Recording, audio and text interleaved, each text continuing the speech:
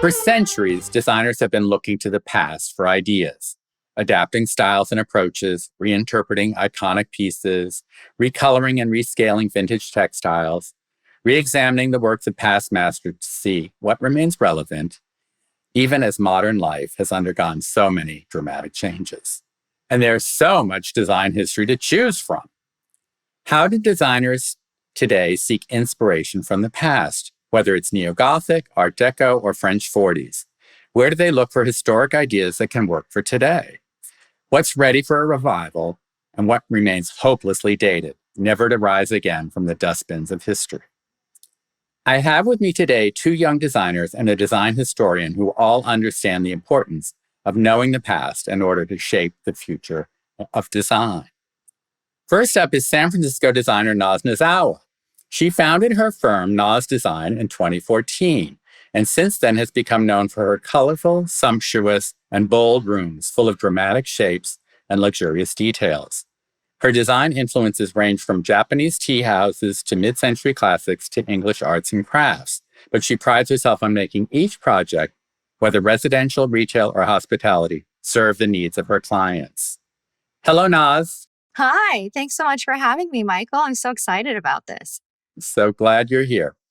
Dan Mazzarini's Manhattan-based firm, BHDM, crafts tightly edited, clean-lined, and tailored interiors for city apartments, beach houses, and commercial projects.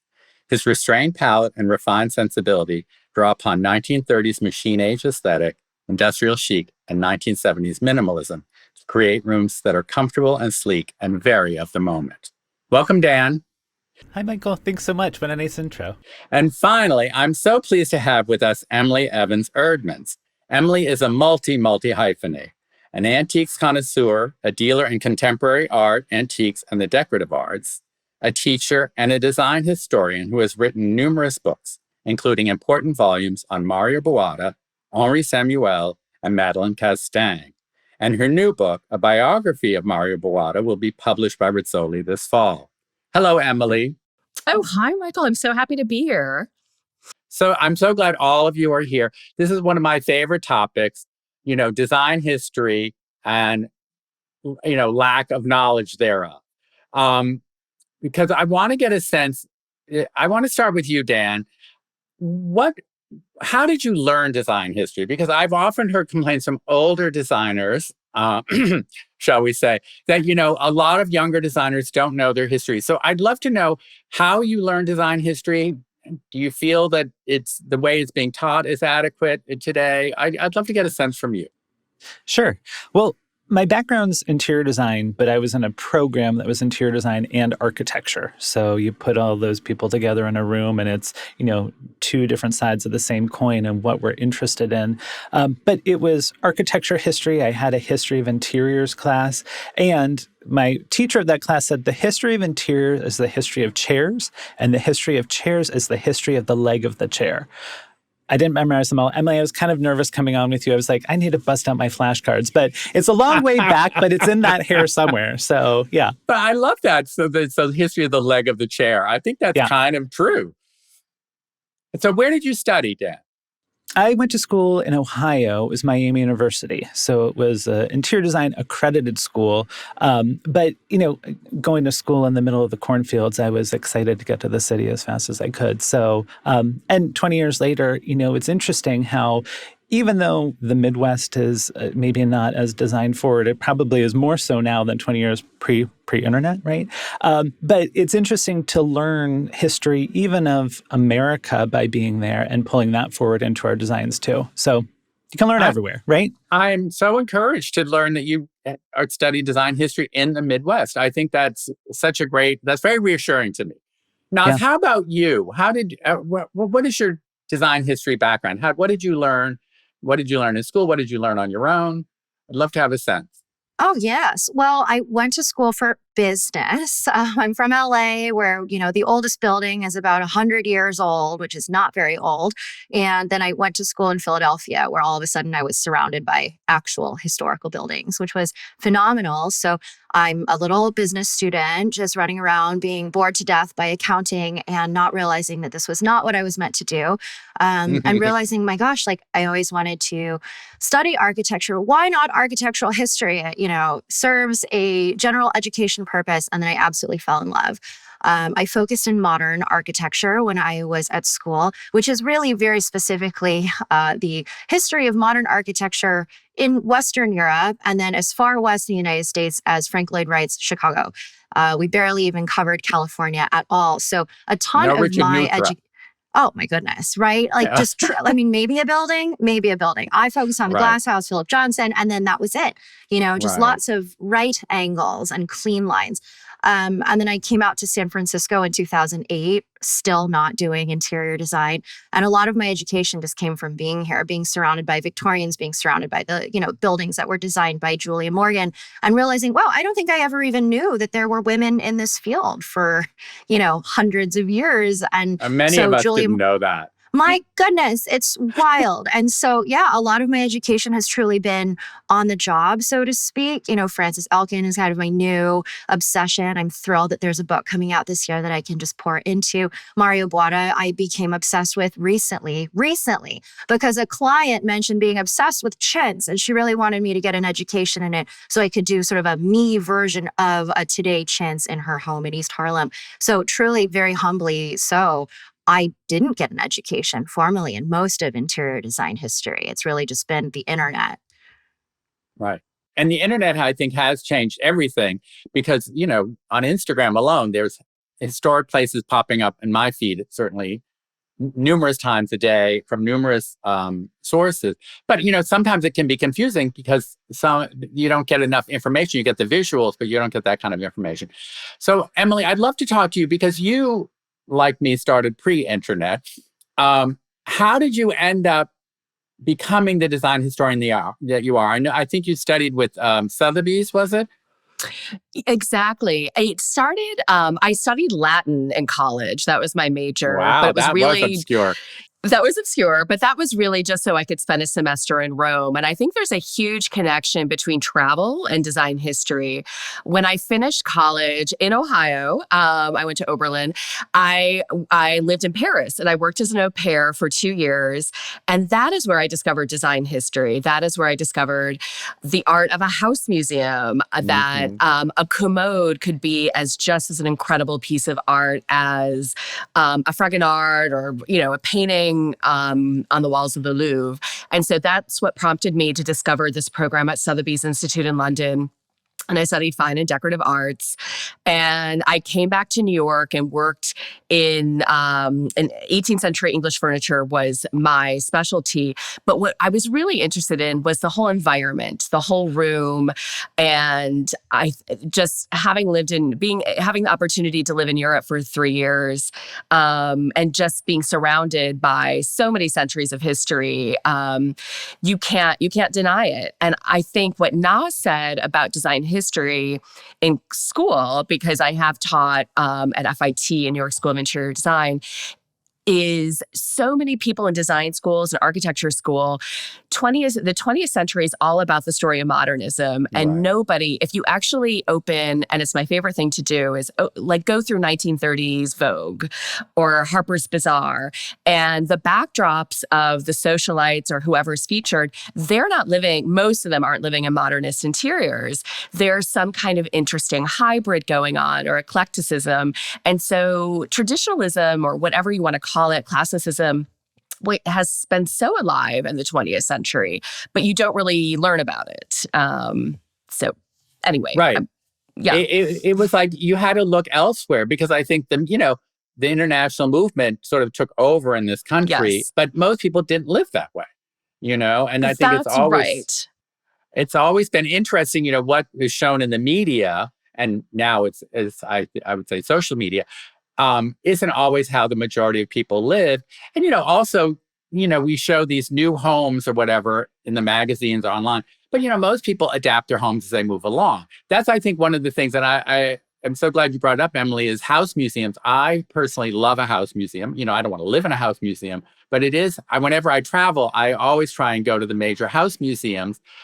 Listen, I'm even a fan of the little miniature rooms in Chicago Art Institute. Those are they're incredible. so incredible because you can learn so much. So, Dan, I'd love to get a sense from you because you have a very, modernist, I would say, informed aesthetic, but there's a lot of references in your work to other periods. So I'd love to get a sense from you. How, is it clients that urge you to do things? Do you have ideas? How do you look to the past? Because, we've seen so many periods come in and out of fashion. I'm sure Emily remembers this. When I first came to New York, we won't say how many decades ago, everything was Biedermeier or arts and crafts. Two movements I still continue to love, I do too. But now I do they're too. not in fashion. Well, and I think, so your question about like, where does the inspiration come from and how do I pull it into our projects? For me, it's always been about a mix, like being sort of this person that's from the middle and gravitates towards the edges of the country. I've always loved movies to start, right? It's sort of this imagination. And I think, Emily, you talked about the backgrounds. That's really how I look at design, is we're making the background for people's lives. And it doesn't mean that you have to live just with convenience. Living with antiques, not being afraid of things because you don't know what they are. I think my goal, and I feel my job as the designer, is to bring things to people's lives to enhance them. And Emily, I think you're right. Like, this collected nature, this piece of furniture that's more than just functional, but an object of beauty, are fun ways that we can sort of do this blend. And I like all the blends. I like old with new. I like high with low. I like things that are provenance with things that are, flea market. And so for me, it's, my background from retail onward, and certainly my years at Ralph Lauren, taught me like, you can collect things. There are ways that we build sort of a sense of history through objects, even if it's not a totally historic space. And that's part of the fun. And Naz, how about you? Are there periods that, you have quite an eclectic range of really your work. I know, yeah, you really. So are there periods that you're thinking about, like, oh, I'd love to be able to like use more arts and crafts, or I'm looking at, Italian mid-century or something. How does it go? How does that work for you? Oh, 100%. I go through seasons. I think like so many folks who find ourselves in creative fields, I can't just sort of get attached to any one thing. I'll have forever loves always. But presently, I am in a season of being very interested in folk art. I'm working on a project where all inspiration by way of Bavaria, by way of just sort of like folk painted architecture, frankly, cuckoo clocks. Like I'm taking a lot of inspiration literally from how overly simplified little architectural ornaments need to be on a cuckoo clock to fit the scale of a building this big, or a representation of a building this big. And how do you take that and sort of like amplify that to a human scale? So anything that's sort of like hand painted and ridiculous is kind of, but not ridiculous because it was meant to be ridiculous. Just sort of like today, there's sort of a wild absurdity to the fact that we're collecting these gorgeous things. Folk art, just hand-painted objects. And then also Italian sort of late mid-century, the 70s era of sort of like very shiny leather, lumpy, sort of like blobbo. Yeah, absolutely. That's kind of my season as we stand here today. Right. It's so interesting because, we have seen a lot of sort of 70s disco glamour, Saint Laurent coming back. But I have also noticed of late, and this is so interesting now that I never would have guessed folk art, but I have seen quilts coming back into style. I actually I'm doing a whole house in New York where all of the bathroom tile design is inspired by old traditional quilt making.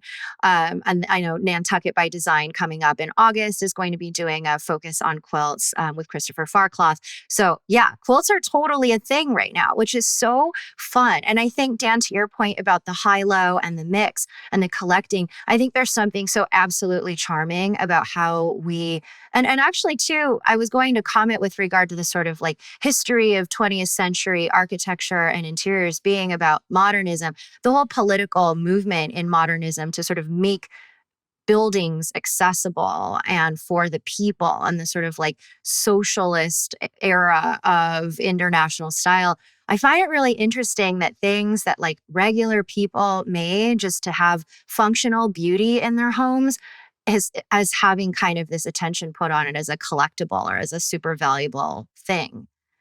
So interesting. Like Emily, I'm sure you'll remember probably like 40 years ago, quilts were a very big collectible. And then you didn't hear about them for the longest time. Well, when Naz was talking about her tile inspiration, I was thinking of how Mario in the late 70s painted a wood floor to look like a quilt, and it's sort of the past is an evergreen point of departure, and how Naz will translate it will be so different and will be of today and only, so her, whereas Mario's was so him. But there's so much in the past to look at. I just can't imagine how, why wouldn't you want your design to benefit from knowing the depth of the past to draw upon in mine? But that brings up another question, Emily, which is how do you decide what you're going to focus on? I mean, clearly you're almost done, or maybe you're done with your new Mario book, which is really in depth and which is going to be wonderful. I have no doubt, like your previous one. But what are you looking at next? Because I mean, I think you would agree that there are some, like Victorian furniture, Herder Brothers, Belter, those kind of things. I think it's very hard to adapt them for contemporary spaces. So what are you looking at next in terms of what period you're thinking about, or a designer that you feel is worthy? Because, I mean, you've dealt with some of the best, Henri Samuel and Madeleine Castaing. I mean, they are perennial influences. I'm actually doing some designing right now, and good. I'm sure informed by history. I'm sure informed by history. These two projects are both informed by very specific things that the client already has or desires, and they're both based on historic references. And I'm sure Naz and Dan, it's the same for you. And hardly do you ever get a project that's just like do whatever you want and there's nothing to bounce off of. So one project is sort of a Mexican style house.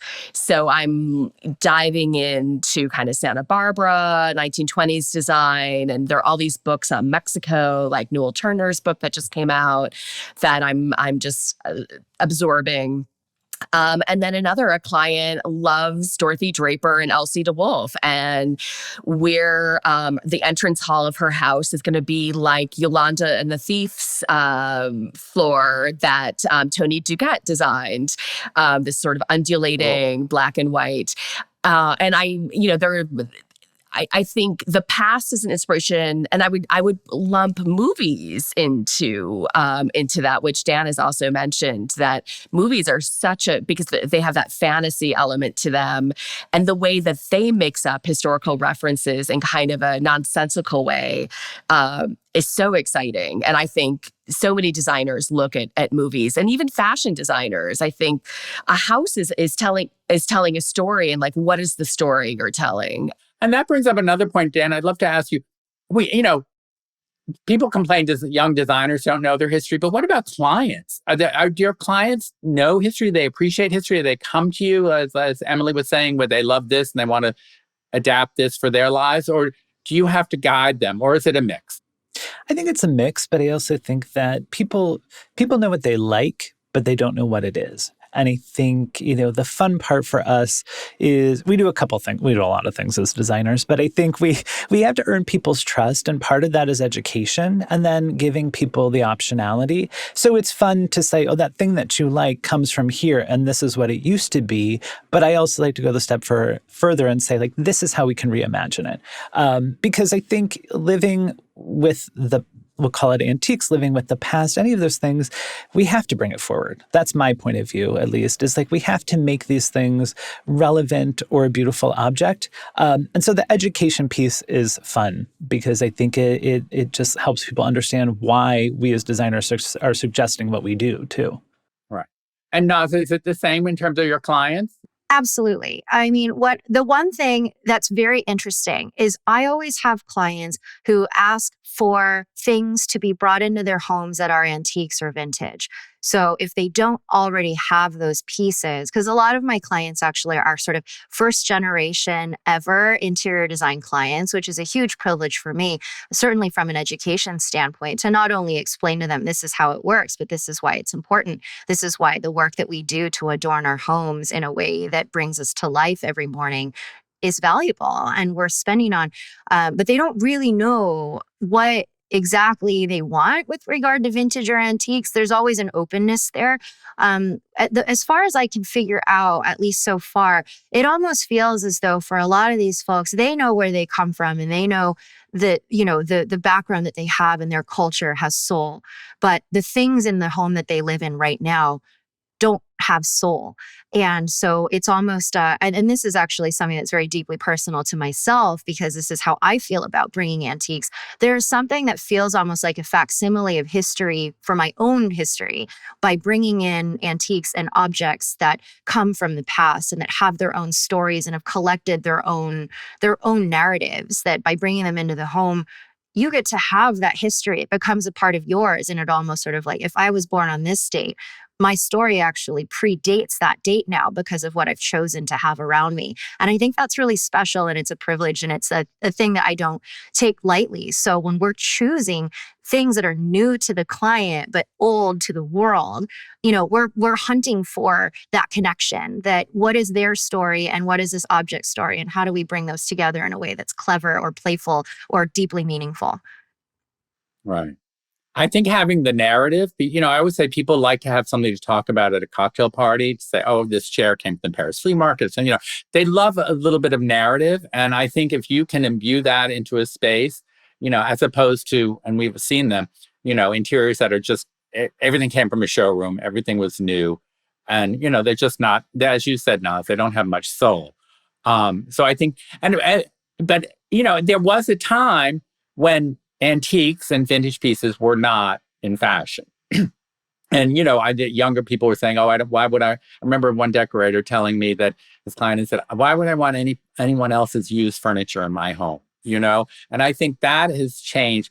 And I'd love to get a sense, Emily, like, where do you think that people learn about design history now? I mean, I'm not talking about designers who study it in design school or in college, but is it magazines still? Is it books? Obviously, you write books. You hope that they're out there. Do they learn from dealers? Would you take a client to a dealer to show them things?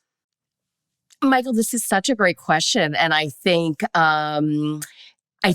number one, travel. I think there's a person Right. has to be open to they have to have a certain level of curiosity, and otherwise they're not going to understand anything. And Naz and Dan will be that much more important to walking them through and introducing them to things.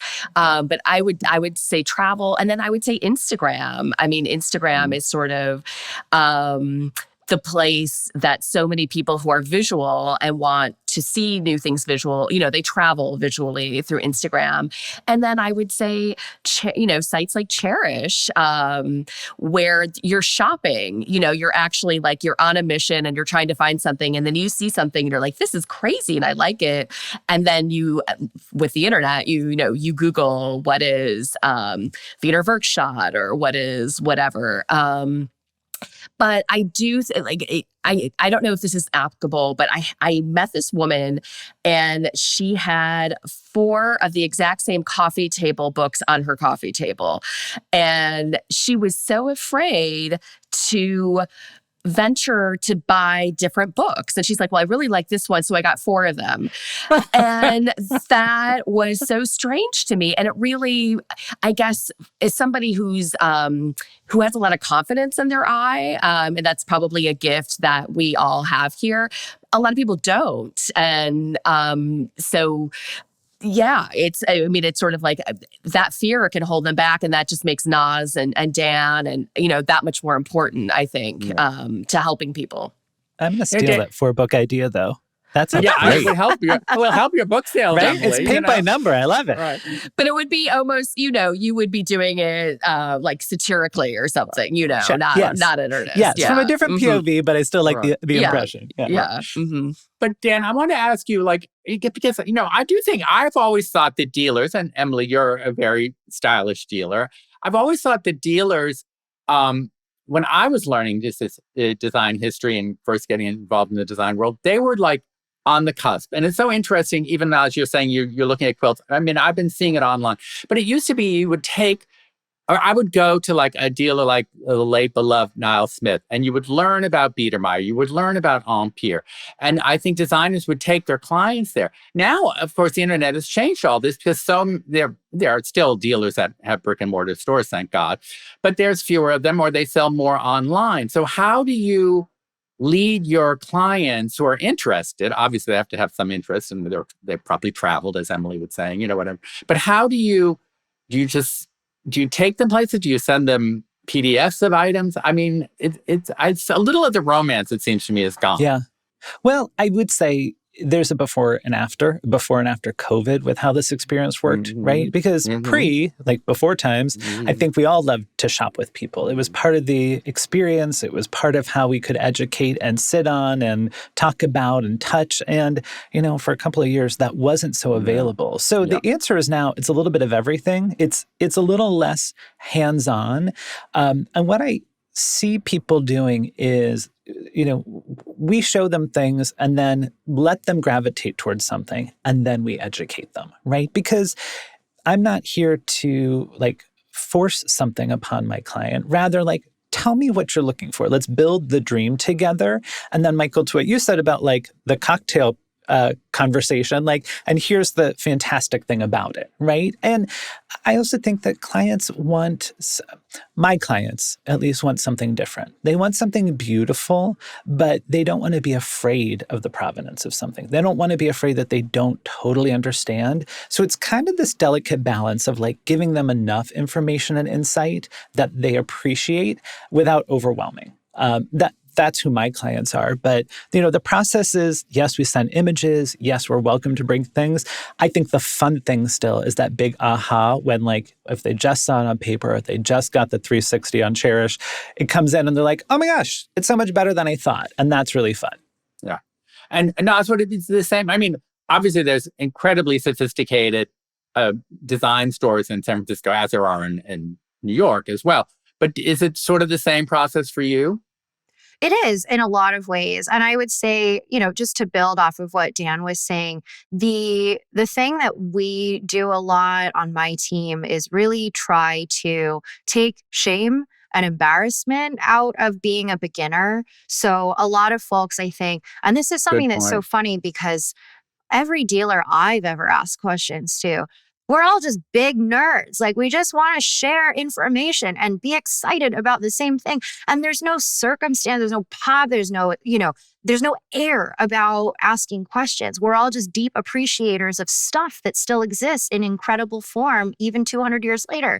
But I think for some reason, and I don't know if it's a class thing or a money thing or a, sort of difficulty in navigating this part of the internet thing, a lot of our clients are deeply intimidated by asking the wrong question or coming across as ignorant of why something is valuable. And so I try and demonstrate in the rare times these days that we get to go out with our clients, I just ask a million questions in front of them and show I don't know everything at all. And that's actually the best part about this industry is that information and knowledge is infinite. I will never achieve expertise in everything, and neither will any of us. And so that's great. So let's just find experts and sort of bask in their intelligence and their knowledge and have fun with it. But I think that's such a service to your clients because I'll go to the winter show, or I'll go to antique shows at and there's incredible stuff. And, I've always been told, just ask a dealer. The dealers love to share information, which I think is true. And yet even me, I'll be intimidated, and, they're busy, or there's someone, so it's just, this is $100,000. I'm not going to buy it. I shouldn't bother the dealer to ask about it or whatever. But of course, that's the wrong approach. So I think that's such an important thing that you're doing. And I think, Emily, the books that you write and the way that, even your little shop makes it so, the fact that you have that hallway that looks like a Bebe Berard designed it and everything, I think that is such a fun way of, well, first of all, you kind of live with it, so obviously you love it, but it's such a fun way of showing people a little bit of the past, but that it works for today. And I think that you must have a great response to that. Everybody, like, to get anybody to show up at our door, we are so grateful for it. For somebody to get out of their sweatpants and to come down to 10th Street. So we want to reward them. Like, we really take it seriously that you've made the effort to come see us, and we want it to be an experience. So if you have ever come to our place, it is like the Emerald City of Oz. It's extremely, emerald green hallway, chartreuse gallery. We want to make it colorful. We get such a response to just, it's an environment and an experience, not just the things that you're coming to look at. And so many people come, especially young people who are renting. And when I was renting, I did paint my walls, but I was unusual for that. So many people live in white boxes in the city, in a little white box apartment, and so it gives them ideas and to come. And another thing with my team that work with me, we are not a pretty woman Rodeo Drive situation. It's part of the mandate to be very welcoming, very warm, and to make people feel comfortable. There's no snobbery at all. You want people to feel relaxed and welcome. And we're so lucky that they're there and curious. Yeah. And I don't mean to imply that I think dealers are snobby. I think that's something that I project onto them. I think so too. I think we all do. And it's because the things that they sell are so one of one a lot of times, right? Maybe they didn't start that way. A lot of dealers are, selling one of ones because fine furniture back in the day was all made for each client. But that doesn't negate the fact that this is something that could be for anybody. But yeah, I don't know. I always wonder about that. Like, what is it about antiquities and old things? Is it the sort of like proximity to museums that makes us all so intimidated by the people who know so much? Or is it really just kind of the human lizard brain aversion to things that make us feel unsafe or uncomfortable or like unfamiliar, right? That we're all much more creatures of comfort than we even realize when it comes to our knowledge level about stuff. But yeah, I generally always have to psych myself into asking 100 questions. It's not easy to me. It's not something where I'm just like, oh, I don't care. I'm just going to come in here and I'm going to go to the San Francisco Fall Antique Show and just ask 1,000 questions of like, what's a hall tree? What is that for? Like, I don't know either how folks really muster up the guts to just ask things when I'm feeling shy. And can I just say that if something is 300 years old, it's really well made and it's going to last another 100 or 200 years. I mean, the idea that antiques are precious or that you can't use them and there's something to look at is absolutely wrong. They're actually better made than a lot of newly made things today. And there's something about, especially if you're getting a wood piece, that there's some kind of the aging of the wood. It does get this patina, this almost luminosity that you can't get with something new. That just we all have been using the word soul, but it really does bring this extra element into a room that gives it depth that you can't get without it. Right. So, Dan, I would say your aesthetic is a little more subdued and subtle than, say, Emily's. But do your clients, because it's very subtle, and a lot of the pieces that you do are, they're not 18th or 19th century, they're 20th century. Do your clients understand the history of the 20th century and how valuable those? Because I certainly certain periods of the 20th century have skyrocketed in price. And there was a time when it wasn't a 1950s item, you couldn't sell it to anybody. So how will your clients approach that? How do you find them receptive or not? I think the value of the piece has less to do with how my clients are saying yes to something versus how it looks in totality, how they live with it in totality. And, the looks and the life of it, I think are really there for my clients.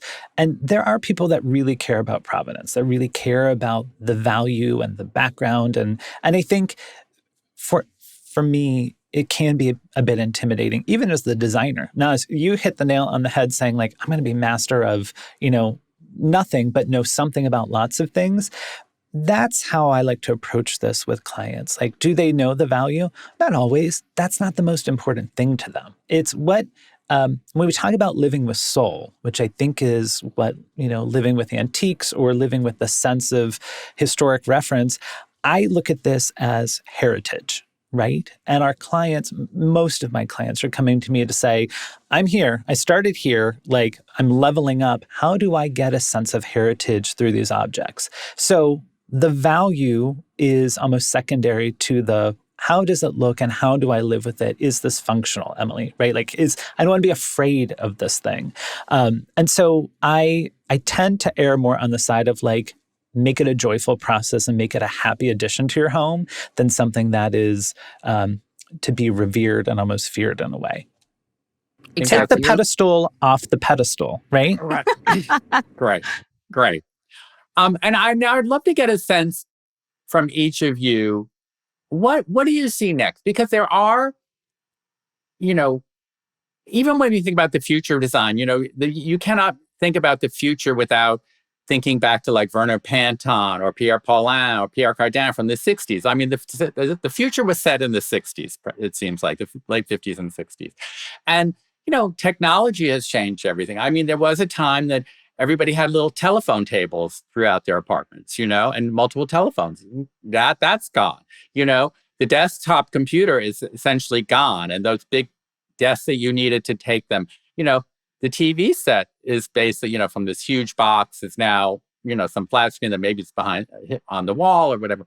So what do you think people are going to be looking at from the past that will really inform the future of design? So Naz, why don't we start with you? Oh, gosh. I mean, Well, obviously folk art. Folk art is something that you're looking at. I think that's cool. I sure hope so. I mean, let me get through my season of folk art before it becomes really popular so I can still afford everything that I'm trying to collect for my clients. But I think, what's kind of very charming is, especially, I was reading New Antiquarians, which is the book that Michael Diaz-Griffith just released. There's so much energy right now around the art of collecting and this sort of spirit and hobby of doing so with young folks, not just New Antiquarians age sort of like mid-30s and so, which is my age group, but young people, like Gen Z enthusiasts, like they're starting to buy one little object at a time because it's almost, again, like this connection back to something that comes before us, but doing it piecemeal, one thing at a time because you can afford it that way. It's something that you can hunt for. It's something where you can go to a flea market and find the object. And so what I'm sort of maybe predicting, but I don't know yet, is the exercise of figuring out how do you display these little collections. So I'm sort of hoping that China hutches come back, for example, where people are putting their dishes on display. Tablescapes are becoming so popular again. Like Robert Rufino's latest whole feature in House Beautiful was so cute. And there's all this new energy around dishes and sets and having huge on Instagram too. Yes. Table settings on Instagram, huge. I think like table and shelf objects are kind of the thing that I'm observing young folks getting excited about. And that's very exciting to me because it's a very accessible size, right? Talk about like Emily with the whole thing about renting. Who is buying collection furniture if you know that your movers are going to thrash your stairwell with it when you get evicted to your next place? Little dishes and tiny shelf objects, like that's what's up. So my hope is that displaying those collections will be the new. Interesting. Let's hope. Dan, what about you? Is there something that you're looking at now that's percolating in the back of your head? We had the lead designer for William Morris on a couple of podcasts ago. And I think that kind of, and now they're doing outdoor fabrics from William Morris patterns, which I think is genius, makes so much sense. I think for me, you speak about William Morris. I'm really excited about people sort of reconnecting the maker history of things, because I think we've had this maker moment, but sort of uniting maker with sort of styles of the past, with sort of how heritage ways of making things. Stay with me. This Pharrell menswear show for Louis Vuitton, this like blending of past and future in a way, heritage ways that things have been made, and speaking just to the history of a brand, but through a new lens. I'm really jazzed about that. And Emily, I'm coming to you specifically. I have talked about a Mario Bawada swag in my office more times recently, and I have a wonderful and very young team. And so to educate them about these things, but then to encourage them to bring those like nuances of past forward into our current projects is sort of how I'm excited to think about living with history, living with heritage, living with antiques. So it's not as specific as Naz's answer, but I love this blend and I love that we're seeing it. And I think we're going to see more of that. I do think the pendulum is always swinging back and forth, and it is swinging more. It's back towards maximalism and layering and display. And it's so, how Mario, when he first started using those big bow-tied ribbons to hang paintings, which is an 18th century device, everybody thought he was crazy, when he was doing it in the late 60s. And then in the 80s, everybody was doing it. It's so funny. And then it's so true. And then it's so funny now to open up a magazine or an Instagram and you see like a 25-year-old just did it in their Lower East Side apartment. And that makes me so happy, and it looks different in each iteration and feels very much of that moment. So I personally will always love color and pattern. I find it's like a Prozac, like my pendulum is never moving. But we're stuck in time, right, Emily? Stuck in time. Well, I think it's always fresh. And it's always having a mix too, but it's exciting to see so many other people and younger generations kind of like into it. And that it's cool. It's like a Wes Anderson movie. It's like, it's feeling cool now, not just grandma. Right. It's funny, Granny Chic, it's like, who knew that was coming? Granny-licious. I know, it's amazing. It's amazing. Okay, one last question. This has been so entertaining and I've learned so much.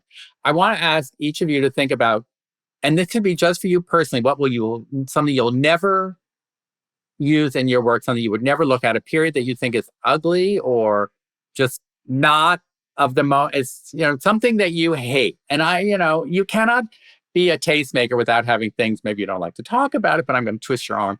So, something that you really don't like and would never incorporate into your work. A period, a designer, whether it could karate chop pillows from the 70s, whatever it is, something that you just don't like. Okay, let's start with you, Dan. All right. Hate's a strong word, but okay. Victorian for me is just a different way to live, right? It was more formal than how we live now. And I think while there's amazing details and things that I could pull forward into projects if I dissect it and pull it forward, again, not hate, but for me, I like to live and encourage people to live with comfort. And I think sort of front of house, back of house, upstairs, downstairs, which is different than how we live now. So how's that? I think that's a very valid response. How about you, Naz? I would say sort of similarly, but not, because I live in a world of Victorian opulence. Yeah, San Francisco is a very Victorian city, and they made it work. It's a great city. We're trying our best to keep making it work. For me, and it's a never say never, because who knows what season I'll be in a couple of years. I really have a hard time dressing a bed.